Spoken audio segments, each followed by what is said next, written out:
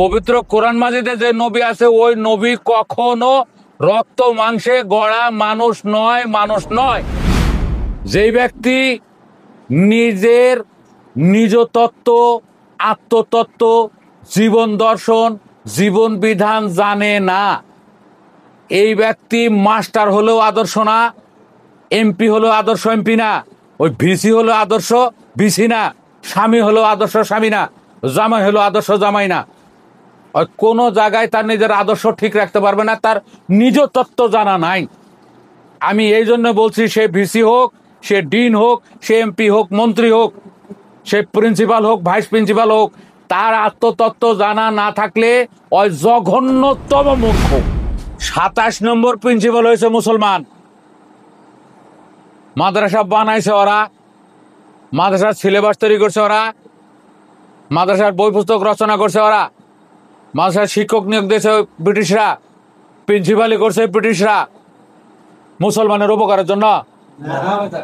মুসলমানের উপকার হবে? এই জন্যে আলিয়া মাদ্রাসার শুরু থেকে শেষ পর্যন্ত কেউ যদি 100 বারও টাইটেল পাস করে, আমি সর্বসম্মুখে বলছি, 100 বার টাইটেল পাস করার পরও দেহতত্ত্বের একটা শব্দও সে জানতে পারবে না, কারণ এটা রাখাই হয় নাই। এরা যেমন আল্লাহ শব্দের ভুল অর্থ ভুল ব্যাখ্যা দেয়, মিরাজ শব্দের ভুল অর্থ ভুল ব্যাখ্যা, সলাৎ শব্দের ভুল অর্থ ভুল ব্যাখ্যা, জাকাত শব্দের ভুল অর্থ ভুল ব্যাখ্যা, কোরআন শব্দের ভুল অর্থ ভুল ব্যাখ্যা, একেবারে সয়লাভ। আমাদের সমাজে যে অর্থগুলো প্রচলিত আছে এর অধিকাংশই হলো ভুল, সয়লাভ। কি এটা পড়ানো হয় মাদ্রাসায়? কোথায়? আলিয়া এবং কমিয়া। আলিয়ার কমিয়ার বাপ কেডা এটা জানেন? ব্রিটিশরা জোরে কও। ব্রিটিশরা যখন 1757 সালের নবাবের পতনের পরে এই ভারতবর্ষ দখল করে, তখন থেকেই ভারতবর্ষের শাসন শোষণ নির্যাতনের জন্য সূত্র তথ্য তৈরি করতে থাকে, কিভাবে ভারতবর্ষ অনন্তকাল আমরা শাসন করব, নির্যাতন করব। তার ভিতরে একটা সূত্র হলো এদেরকে জাতিতে জাতিতে গোত্রে গোত্রে বিভক্ত করতে হবে, হিন্দু এবং মুসলমানের ভিতরে দাঙ্গা লাগা রাখতে হবে, আবার মুসলমানদের ভিতরে অনেকগুলো গ্রুপ তৈরি করতে হবে। কি এরা পরামর্শ করছে যে একটা রাজনৈতিক দল, যেটা বর্তমানে এখন জামায়াত ইসলামী নাম ধারণ করেছে, তৎকালে কিন্তু পৃষ্ঠপোষকতা করেছে ব্রিটিশরা। এখন আরেক দল তাবলিগ জামাত, এটাও তাদের তৈরি, তাদের পরামর্শে, তাদের মন্ত্রণায়, তাদের পৃষ্ঠপোষকতায়, তাদের অর্থায়নে, যেটা বর্তমানে এখন তাবলিগ জামাত নাম ধারণ করছে। এরপরে অনেকের মুখ থেকে জানা যায় যে বর্তমানে যে আহলে হাদিস আন্দোলন আছে, এইটাও তাদেরই অবদান, তাদের পৃষ্ঠপোষকতায়। তাহলে জামায়াত ইসলামী, আহলে হাদিস, তাবলিগ জামাত, পরে মির্জা গোলাম মোহাম্মদ কাদিয়ানি, ভণ্ড নবী, এগুলো তাদের অবদান। আলিয়া মাদ্রাসা তাদের, কওমি মাদ্রাসা তাদের। এবং আমাদের যে আলিয়া মাদ্রাসা সারা বাংলাদেশে আছে, এটা একটা সরকারি আলিয়া মাদ্রাসা আছে না? ঢাকা আলিয়া, যেটা আমরা পাস করছি, ঢাকা আলিয়া বকশীবাজার। এই ঢাকা আলিয়া মাদ্রাসাটা বর্তমানে যা ঢাকায় আছে, এই বকশীবাজার, এটা এখানে ছিল না। এটা 47-এর ভারত পাকিস্তান ভাগ হওয়ার সময় বরিশালের সাখারের শেরে বাংলা ফজলুল হক কলকাতা থেকে এই আলিয়া মাদ্রাসা নিয়ে এসে বর্তমান যে সোহরাওয়ার্দী কলেজ আছে এখানে অস্থায়ীভাবে রাখছিল। এরপরে তৎকালীন পাকিস্তানের অর্থমন্ত্রীর ধরে কিছু টাকা নিয়ে ওই যে বর্তমান বকশীবাজার আলিয়া মাদ্রাসা আছে, এই জায়গায় 5 একর জায়গা নেওয়ার পরে ওইখানে মানে বিল্ডিং করার পরে এইখান থেকে চেয়ার টেবিল নিয়ে এখানে যায়। এখনো এই মোটা মোটা কাঠ দেওয়ার দ্বারা সেই চেয়ার এবং টেবিলগুলো বানানো, একটা টেবিল 2 জনের ছাড়া কিন্তু নাড়াইতে পারবে না। একটা চেয়ার আছে, আমরা এটাতে লেখাপড়া করে আসছি, ওই ব্রিটিশদের বানানো চেয়ার টেবিল এখনো আলিয়ায় আছে। যদি কেউ দেখতে চান আলিয়ায় যায় দেখে আসেন। এই মোটা মোটা পাত দ্বারা বানানো, এই যে এটার পুরুত্বগত, এটার ডবল এরকম মোটা, এটা 200 বছর 500 বছরেও নষ্ট হবে। এই আলিয়া মাদ্রাসা প্রতিষ্ঠার পরে থেকে 26 জন ছিল খ্রিস্টান প্রিন্সিপাল। জোরে কন। 27 নম্বর প্রিন্সিপাল হয়েছে মুসলমান। মাদ্রাসা বানাইছে ওরা, মাদ্রাসার সিলেবাস তৈরি করছে ওরা, মাদ্রাসার বই পুস্তক রচনা করছে ওরা, মাদ্রাসার শিক্ষক নিয়োগ দিয়েছে ব্রিটিশরা, প্রিন্সিপালি করছে ব্রিটিশরা। মুসলমানের উপকারের জন্য? মুসলমানের উপকার হবে? এই জন্যে আলিয়া মাদ্রাসার শুরু থেকে শেষ পর্যন্ত কেউ যদি 100 বারও টাইটেল পাস করে, আমি সর্বসম্মুখে বলছি, 100 বার টাইটেল পাস করার পরও দেহতত্ত্বের একটা শব্দও সে জানতে পারবে না, কারণ এটা রাখাই হয় নাই। এই জন্যে মহাত্মা লালন সাহেবের এক বাণীর ভিতরে আছে যে একই কোরআন পড়াশোনা, কেউ মৌলবি কেউ মাওলানা, দাহারিয়া হয় কত জনা, সে মানে না সরার কাজে। হ্যাঁ, তাহলে সে মানে না সরার কাজে মাওলা কে বুঝে? তোমার আলেকবাজি। একই কোরআন পড়াশোনা, কেউ মৌলবি কেউ মাওলানা। দেখছেন, একটা মোল্লা আর একটা মাওলানা, কোরআন একটাই। আবার দাহারিয়া হয় কতজন? দাহারিয়া শব্দের অর্থ হলো দার্শনিক, ফিলোসোফার, গবেষক, বুদ্ধিজীবী। তাহলে 2-4 জন আবার কোরআন মাজিদ পড়েই দার্শনিক হয়। আমাদের 2-1টা মোল্লাও থেকে যায়, 2-1টা মাওলানাও হয়। কোরআন মাজিদ একটাই। যেমন একটা ফুলে মৌমাছি যায় মধুর জন্য, ওই যায় ঠাস ঠুস মধু যতটুকু আছে আজকাল রাত্রে বা আজকাল দিনের ভিতরে যতটুকু জমছে এর গর্ভাশয়, এইটুক টান দিয়ে নিয়ে মৌমাছি গেছে গা। প্রজাপতি ওই সৌন্দর্য উপভোগ করার জন্য ফুরফুর ফুরফুর করে ঘুরে, ওই ফুলের রূপে সে মুগ্ধ হয়ে রয়েছে। আবার 2-4 জনের কথা হলো মাকড়সা গিয়ে বিষ বানানোর জন্য, মাকড়সার জাল বানানোর জন্য এখান থেকে ফুলের থেকেই উপাদান সে সংগ্রহ করে। আবার অন্য অন্য প্রাণী যারা আছে ফুল থেকে বিষ তোলার জন্য তারা ঘুরে, এখান থেকে একটা উপাদানে বিষও তৈরি করে। একটা ফুলে যার যে উদ্দেশ্য, সেই জন্যই যাচ্ছে। আমি একটা উদাহরণ দিলাম আর কি। হ্যাঁ, প্র্যাকটিক্যাল নাও হইতে পারে, তবে মৌমাছির মধু নিতে যাওয়া ফুলের কাছে আর ভ্রমর সৌন্দর্য উপভোগের জন্য আর ফুলের ওপরে ঘোরা, এই দুটা ঠিক আছে। তেমনি একই কোরআন মাজিদ কেউ ফতোয়াবাজি করার জন্য এফতা পড়ে এসে কি শিং ভাঙ্গা গরু কোরবানি দেওয়া যাবে না, লেস কাটা গরু কোরবানি দেওয়া যাবে না। আবার আরেকজনে কইছে না না, আমার নবীজির লেস কাটা গরু কোরবানি দিচ্ছেন, কোরবানি দেওয়া যায়।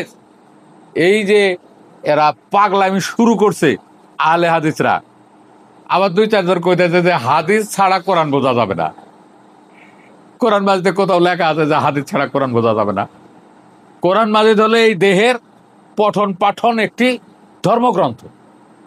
আমরা এই দেহটাকে পড়বো কিভাবে? ধর্মগ্রন্থ। যেমন আমি মাঠে জমিটা বার করবো কিভাবে? বাড়িতে নকশা আছে, নকশাটা খুললে আমি গিয়ে চরের জমি বের করে দেয়, তাই না? নকশা দ্বারা চরের জমি বের করা যাবে। তেমনি কোরআন মাজিদ হলো একটা নকশা। আমাদের এই দেহটা হলো জমিন। আমাদের দেহের কোন কোনায় কি হচ্ছে ঘরে একদিনও খবর নিলি না রে। লালন সাহেবের বাণীর আছে না, আমার ঘরখানায় কে বিরাজ করে, জনম ভোরে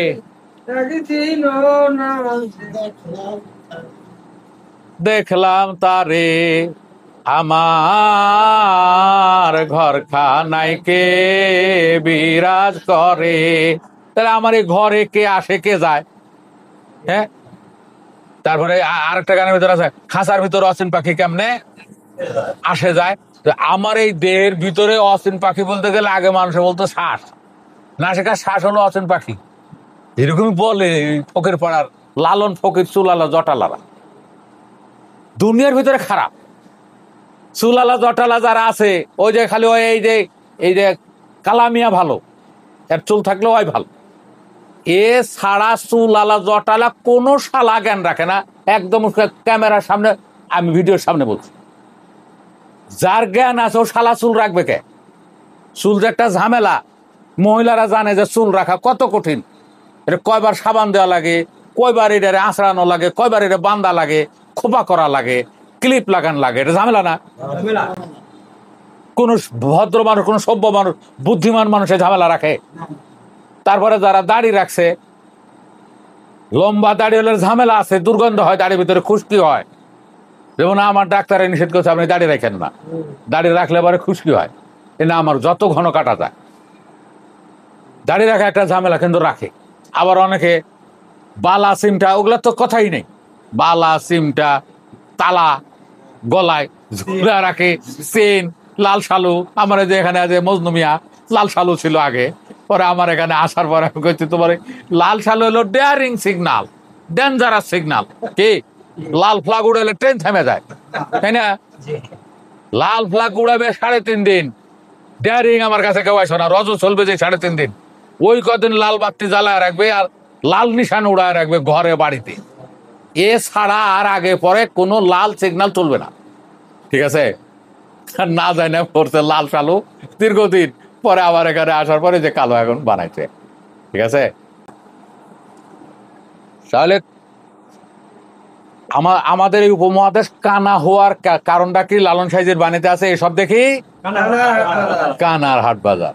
লালন সাইজের বাণী, এক কানা কয় এক কানারে, চল দেখি যাই ভব পারে, নিজে কানা পথ চেনে না, পরকে ডাকে বারংবার, এসব দেখি কানার হাট বাজার।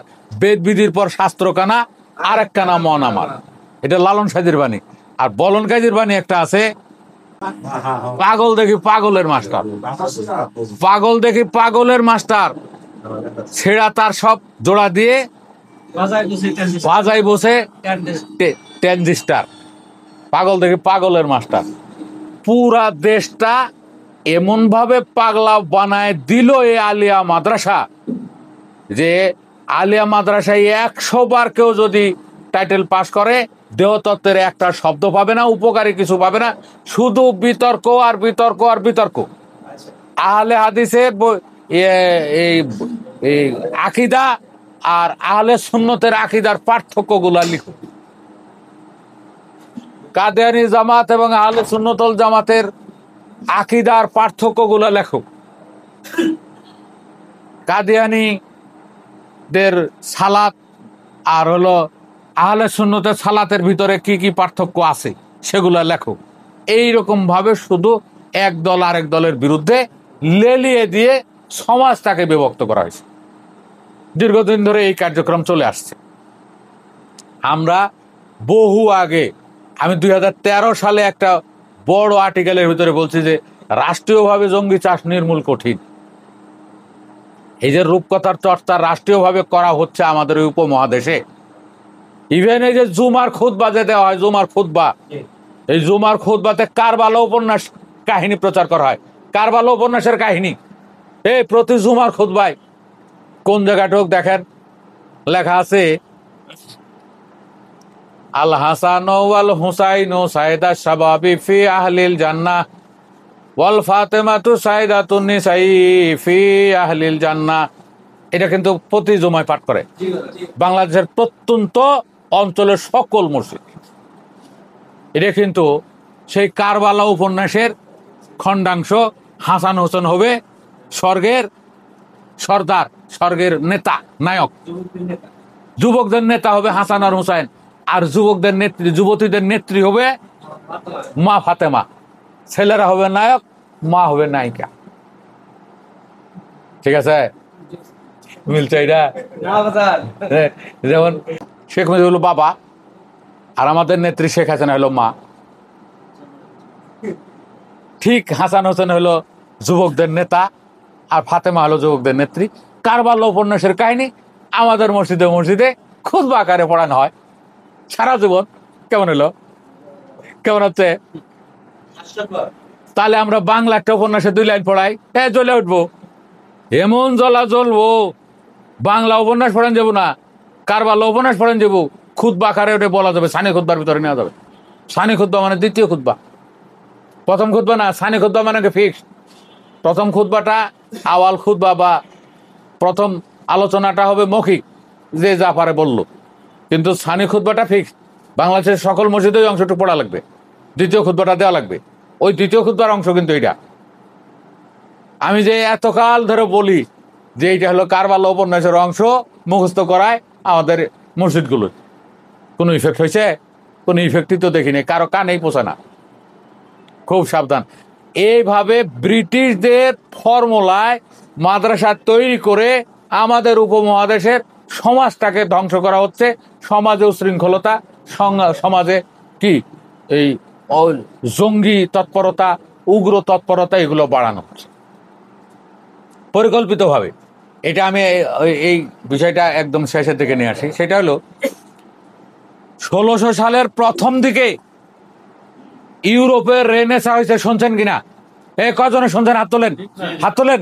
ইউরোপের রেনেসা, এই রেনেসা হলো মৌলবাদ দমন করো, মৌলবাদ উচ্ছেদ করো। ওই রেনেসা শব্দের অর্থ হলো পুনর্জাগরণ। পুনর্জাগরণ কিসের উপরে হয়েছিল? এই মৌলবাদ উৎখাত। সেটা খ্রিস্টান মৌলবাদ ছিল তখন ওই জায়গায়, ইহুদি মৌলবাদ ছিল, ওই মুসলিম মৌলবাদ ছিল, তারপরে বৌদ্ধ মৌলবাদ ছিল সারা ইউরোপে। ওরা দেখলো যে যেই দেশে মোল্লাতন্ত্র আছে ওই দেশটা কখনো উন্নতি হয় না। টিভির বাধা দেয়, প্যান্ট যখন এসে তখন প্যান্টের বাধা দিছে, যে প্যান্ট পরলে পরে সে খ্রিস্টান হয়ে যাবে। মা মান্তা সাব্বাবি কাউমিন ফাওয়া মিনহুম, যে যার সঙ্গে সঙ্গ দিবে তার মতোই সে হবে। আবার বলছে যে যারা প্যান্ট পরবে এদের মূল্যে জানাজা দেবো না। প্যান্ট পরে ইহুদিদের পোশাক, মুসলমানের পোশাক না। মুসলমানের যে ঢিলা ঢালা গোল পাঞ্জাবি আর কি, তাকওয়া পরহেজগারি পোশাক, টুপি, দাড়ি, পাগড়ি, পাঞ্জাবি, তারপর হাজির রুমাল, শেরওয়ালি, আসকান, যাতে একটা জোকার জোকার মনে হয়, কি এগুলো হলো তাদের পোশাক। আর যারা প্যান্ট পরবে এদের জানাজাতে আমরা নাই। তারপরে যখন টিভি হলো, টিভির ভিতরে আমরা নাই। টিভি দেখা হারাম। চরমনার পীর ডাইরেক্ট ফতোয়া দিচ্ছে, চরমনার কেউ থাকলে লেখালো, ডাইরেক্ট ফতোয়া দিচ্ছে যে যার ঘরে টিভি আছে শয়তানের বাক্স, ওই ঘরে আমি যাবো না। এটা হলো চরমনার পীর সাহেব, মরহুম পীর সাহেব ফজলুল করিম মাদ্দাজিল্লাহুল আলিয়া। তারপরে মোবাইল, আরে মোবাইলে ছবি দেখা যাবে না, হারাম হারাম, ছবি উঠান যাবে না, তারপর ছবি তোলা যাবে না। এখন টাকায় ছবি, এখন ওরা হজে যাইতে ছবি তোলে, ছবি ওরা ঘরে বাঁধে না। আর ওখানে ফটো আছে, যে ঘরে ছবি থাকে রহমতের ফেরেশতা ঢোকে না। খুব সাবধান। ফেরেশতাও চেনে না, ছবিও চেনে না, ঘরও চেনে না। এসব দেখি কানার হাট বাজার, জোরে বলেন। মোল্লা কানা, মুন্সি কানা, ফকির কানা, পীর কানা, এই কাদরিয়া কানা, চিস্তিয়া কানা, আমি সর্বসম্মুখে বলে গেলাম। অনন্তকাল ভিডিওগুলো থাকবে। 100 ভাগ রূপকের ভিতরে আছে, 100 ভাগ রূপকে। একটা লোকের সাধারণ জ্ঞানটাও নাই। সেটা এমপি হোক, মন্ত্রী হোক, আর আমাদের ভিসি হোক ঢাকা বিশ্ববিদ্যালয়ের, আর ডিন হোক এক একটা শাখা ঢাকা বিশ্ববিদ্যালয়ের।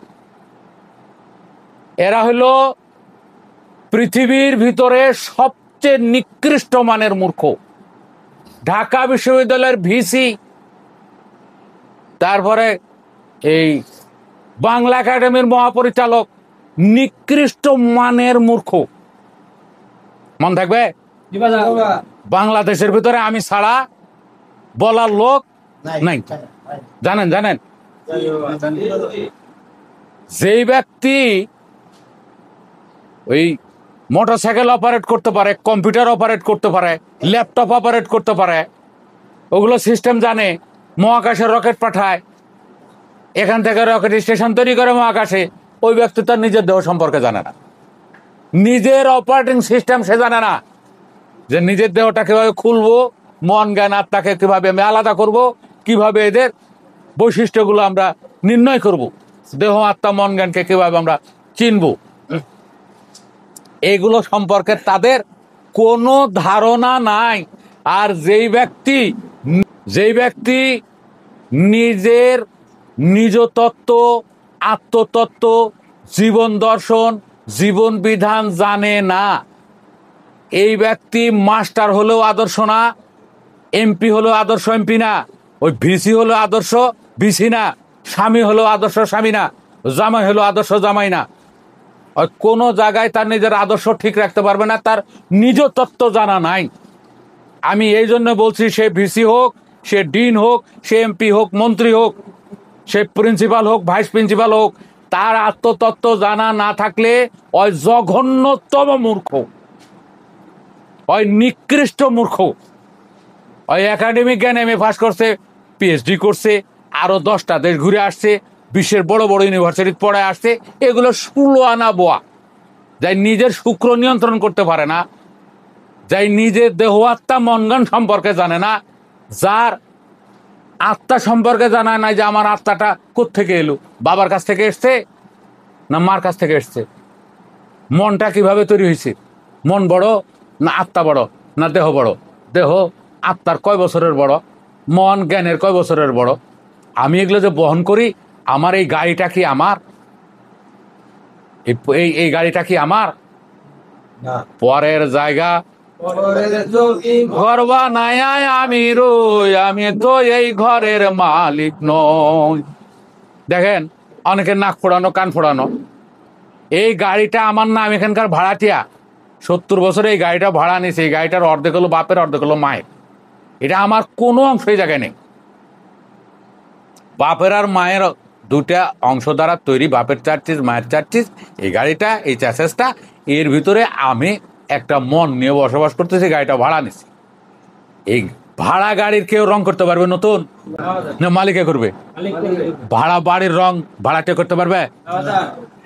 আমরা যে নাক ফোড়াই, কান ফোড়াই, ট্যাটু করি, হলো হলো না তো? আর মহিলাদের তো নিরুপায় করাই লাগবে। আর পুরুষরা তো কেউ কান ফোড়াইতেছে, নাক ফোড়াইতেছে, ট্যাটু করতেছে, তো পরের গাড়িতে তুমি রং করার অধিকারটা পেলে কোথায়? তুমি চড়ে যাবে, 70 বছর পর নেমে যাবে, শেষ। এই দেহই আমার নাই, এই খবর কোনো এমপি মন্ত্রী থাকলে শালারে পালানো লাগে দেশ থেকে। হ্যাঁ, ন্যূনতম জ্ঞান যদি ওর থাকতো যে আমি যে কামটা করতেছি এটা ঠিক না, তাহলে হয়তো পালাতো না, বোঝো না? এই জন্য আমি কইছি, এমপি হলেও ওটা জঘন্যতম মূর্খ, প্রিন্সিপাল হোক আর ভিসি হোক আর ডিন হোক, জঘন্যতম মূর্খ। এই ভিডিওগুলো যদি সবার সাধ্য থাকে তাহলে ডিনের কাছে পৌঁছাই দিয়ে, যা আপনারা কাপড় খুলে আলোচনা করে বলুন কাই মন থাকবে। কিসের পীর আর কিসের মুরিদ, কত গুরু, ওই জোকার, কি চুল আর কি দাড়িতে গুন্টি মারা, দাড়িতে গুন্টি মারা, চুলে গুন্টি মারা, কি একজন গুরু সাজছে, কি গাঁজা ছাড়া থাকে না আবার বাবা, ঘন ঘন দম দেওয়া লাগে বাবার, আসা না এরকম?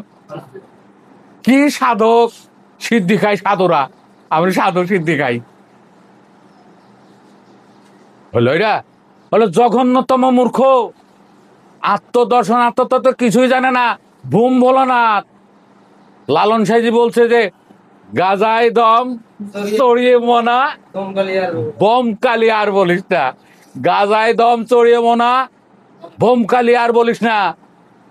তাহলে বোঝা গেল লালন সাইজি গাজার বিরুদ্ধে ছিলেন, আর এখন কয় টন গাঁজা বিক্রি হয়েছে এবার? কয়েক টন গাঁজা বলে বিক্রি হয়েছে, কেউ কেউ বলে 26 টন।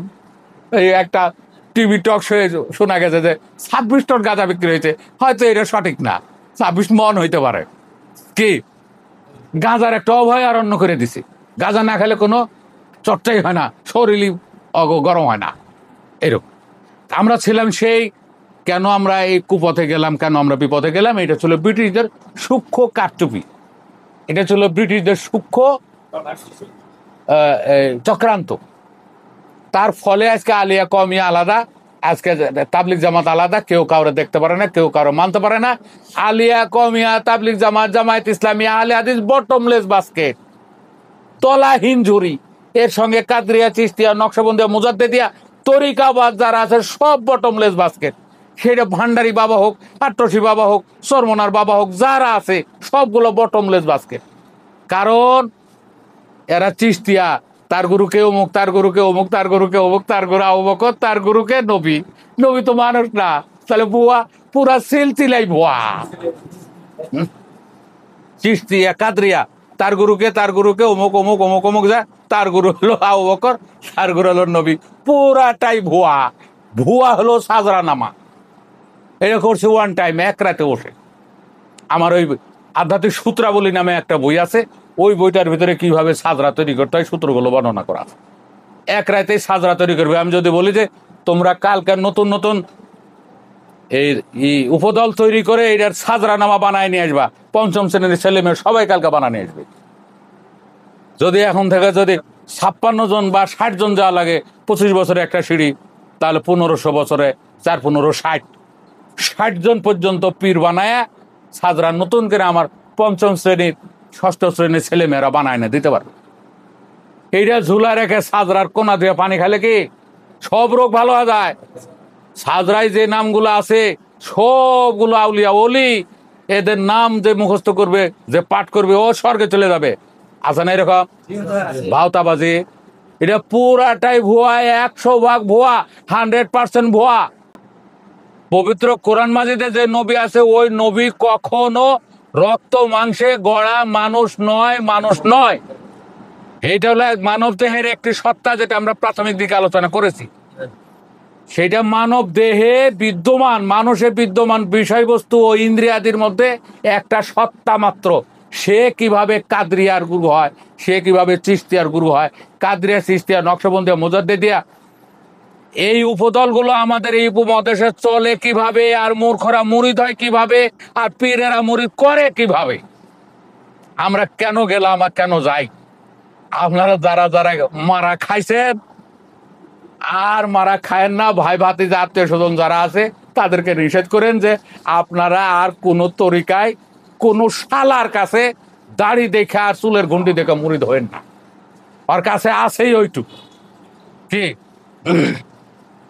ন্যাংটা, একেবারে কাপড় চোপড় কিছু নাই, মানুষের দেখা কয় ওর কাছে মাল আছে। আরেকজনে কইতাছে ওর যে মাল, ওই যে দুটো দেখাই যায়, ওরে বেশি দুটো আর কি, এই মালই ওর কাছে আছে। ওই যারা চুলের আর দাড়ির ঘুন্টি বানছে, ওই দুটা মালই ওর কাছে আছে। চুলে এক ঘুন্টি আর দাড়িতে এক ঘুন্টি ছাড়া ওর কাছে আর কোনো মাল নাই। খুব সাবধান। আমরা অতীতে যে যেখান থেকে যে ঠক গুলো খাইছি, আর যাতে ঠক না খাই। কাদরিয়া হলেও মুরিদ হব না, চিশতিয়া হইলেও হব না, খানদানি হোক তাও যাব না, ওই গতিনসীন পীর হোক তাও আর কাজ যাব না, তারপরে কি ভারপ্রাপ্ত পীর হোক আর কাজ যাব না। যদি সাধক গুরু পাই, যেমন এক জীবনে সে সাধন করছে, ভারপ্রাপ্তও না গতিনসীনও না, তাহলে ওর কাছে আমরা মুরিদ হওয়ার। যদি দেহ তত্ত্ব জানে, যে ব্যক্তি পবিত্র কোরআন মাজিদের শরীয়ত এবং হাকিকত এই দুইটা জানে, তার কাছে আমরা দীক্ষা নিব। হাকিকত না জানলে ওর রূপে, ওর পোশাকে, ওর দাড়িতে, টুপিতে যাতে আমরা পাগল না হই। যারা হয়েছে তাদেরকেও ফেরাই। খুব সাবধান। এরপরে যা আমরা খুঁজবো, এই মানবদের ভিতরে খুঁজবো, মানবদের বাইরে কোথাও যাতে আমরা কিছুই না খুঁজি। পবিত্র কোরআন মাজিদে একেবারে পরিষ্কার বলা আছে, ওয়াফিল আরদিয়া ইয়াতুল্লিল মুকিনিনা ওয়াফি আনফুসিকুম, যা আছে ধরাধামে তা আছে তোমার এই দেহভাণ্ডে, যা আছে ব্রহ্মাণ্ডে তা আছে এই দেহভাণ্ডে। বাংলা ভাষায় বলে যা আছে ব্রহ্মাণ্ডে তা আছে মানব ভাণ্ডে। এইটা পবিত্র কোরআনের কথা। আর পবিত্র কোরআন মাজিদের সূরা মাইদা না, এই আয়াতটা সূরা জারিয়াতের পিছিয়ে ঘুরছে, এটা বললাম। আর সূরা মাইদার 48 নম্বর আয়াতে একেবারে পরিষ্কার ভাবে লেখা আছে, একটা খন্ডা অংশের ভিতরে, যে লিকুল্লি জালনা মিনকুম শিরাতা ওয়া মিনহাজা, তোমাদের প্রত্যেকের জন্য এলমে শরীয়ত আর এলমে মিনহাজ, অর্থাৎ প্রকাশ্য রূপকথা আর একটা জীবন দর্শন বাস্তব, এই দুটো ফরজ। যে ব্যক্তি এটা অস্বীকার করবে, ওই পবিত্র কোরআন অস্বীকারী, ফরজ অস্বীকারী, ওর কোনো ইমান নাই, শরীয়তের ভাষায় ওর কোনো ইসলাম নাই, ওর কোনো ইমান না, ওর কোনো ইবাদত নাই। ওটা হলো পবিত্র কোরআন অস্বীকারী। কাফেরের কোম্পানি হলো আব্বাসি, তো আব্বাসি হলে কাফের ফতোয়া দিত, আমরা এটা দেবো না, যে কোরআনের আয়াত সে অস্বীকার করছে। এই ব্যাপারে একেবারে ওই এই ইমাম মালিকি মাযহাবের যে প্রবক্তা, ইমাম মালিকের উক্তিতে আছে যে মান তাফাক্কাহু ওয়া লাম ইয়াতাসাওয়াফা ফাকাত তাফাসসাকা, ওয়া মান তাসাওয়াফা ওয়া লাম ইয়াতাফাক্কাহু ফাকাত তাজান্দাকা, ওয়া মান জামা বাইনাহুমা ফাকাত তাহাক্কাকা।